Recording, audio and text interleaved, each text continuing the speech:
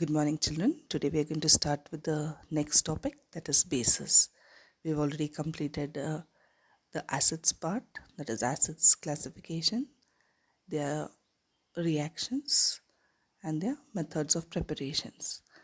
Now we are going to see bases. Today we will see classification of bases, what are alkalis, and something about pH. What's pH and what is the pH for a base?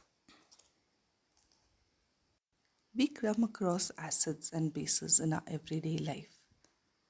The cooking soda we use, the lime juice that we use, the fruits that we have, the tomatoes, milk, they come under various different categories of acids and bases. Let's see a little more about it, how to identify between acids and bases. So, which are the most general classifications or distinctions between acids and bases? One is most acids taste sour while bases taste bitter. Most acids react with metals to give hydrogens, whereas bases they dissolve fats and oil. And bases are also soapy to touch. When you touch them, you feel soapy. So these are general distinctions between acids and bases. If you see below, you see a scale. It's showing from 0 to 14. So acids are generally found on the left hand side of 7. That is, it has pH value from 0 to less than 7, while bases have a pH value which is greater than 7 and goes maximum till 14. So first thing, let us find out, what does this pH mean? pH can also be referred to as the power of hydrogen. It is a measure of the concentration of hydrogen ions, maybe the hydronium ions. It can also be considered as how acidic or how basic a substance is. It can only be determined if the substance is in aqueous state. So a pH represents whether a substance is acidic, or it is basic in nature. So pH is a scale, or pH is something that will help you to determine whether a given substance is acidic in nature, that is, it is having the property of giving out hydrogen ions when dissolved in water, which will form hydronium ions, or it is a substance that is capable of giving hydroxyl OH ions when it is dissolved in water. So now let us see what is a base in the terms of pH. A base is considered to be a substance that has a pH value greater than 7. That is, more basic a substance is, the higher is the pH value. So if a substance is having a strong basic character, strong basic nature, its pH will be close to 13 and 14. If it is a weak base, it will have a pH that is close to 7, like 7.5 to 8, 9. Okay, so what is the definition of a base? A base is defined as, it's either a metallic oxide or a metallic hydroxide or an ammonium hydroxide, which reacts with hydronium ions of an acid to form salt and water only. So base is defined as a metallic oxide or a metallic hydroxide or an ammonium hydroxide, which reacts with hydronium ions of an acid to form salt and water only. That means no other product. So base is something that reacts with water, and the byproducts, the products of the reaction, should just be salt and water.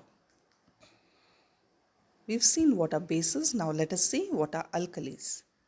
An alkali is a basic hydroxide which, when dissolved in water, produces hydroxyl ions as the only negatively charged ions. What does this mean? When you take an alkali and dissolve it in water, the two ions produced from the alkali will be maybe the metallic or the non-metallic ion or radical, as well as hydroxyl ions. So you're only going to get the negative ions will be only hydroxyl ions. No other negative ions will be formed when it dissolves in water. So bases are substances that could be metallic oxide or metallic hydroxides, even ammonium hydroxide. But alkalis are only basic hydroxides, so only those hydroxides which are capable of giving you hydroxyl OH ions.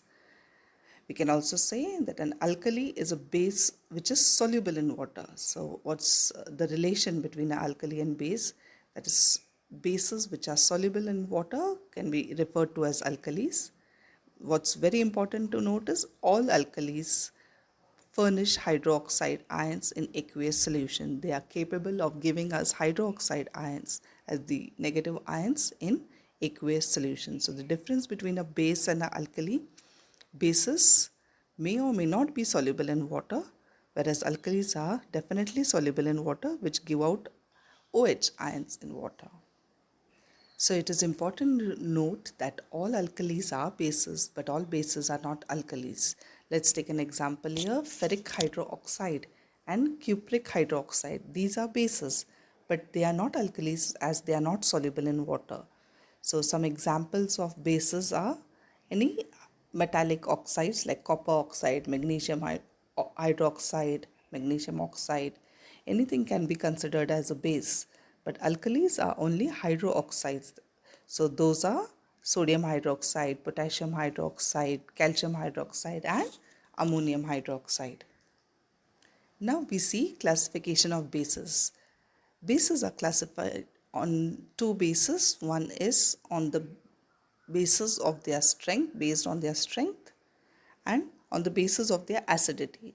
Bases are also classified based on their acidity levels.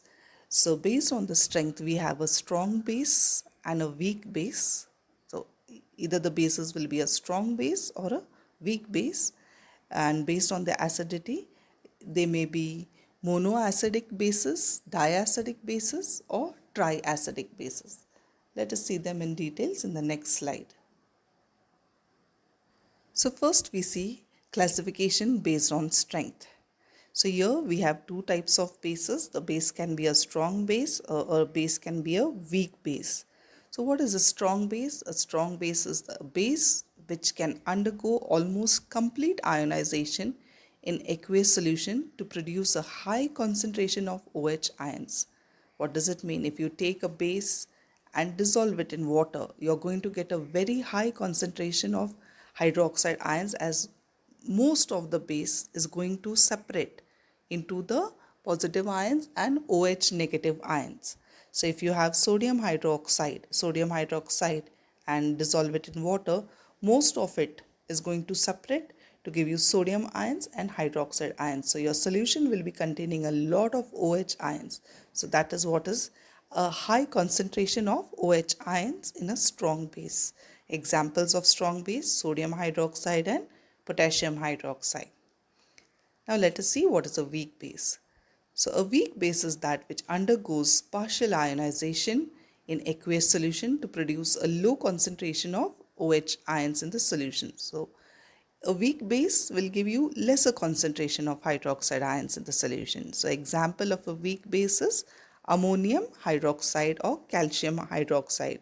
So both of them do undergo dissociation, but all the molecules of ammonium hydroxide or all the molecules of calcium hydroxide will not separate, will not dissociate, will not ionize to give you hydroxide ions. So some will be there in molecular form as ammonium hydroxide or calcium hydroxide only, respectively. The next type of classification is based on the acidity of the particular substance. So first let us see what is acidity.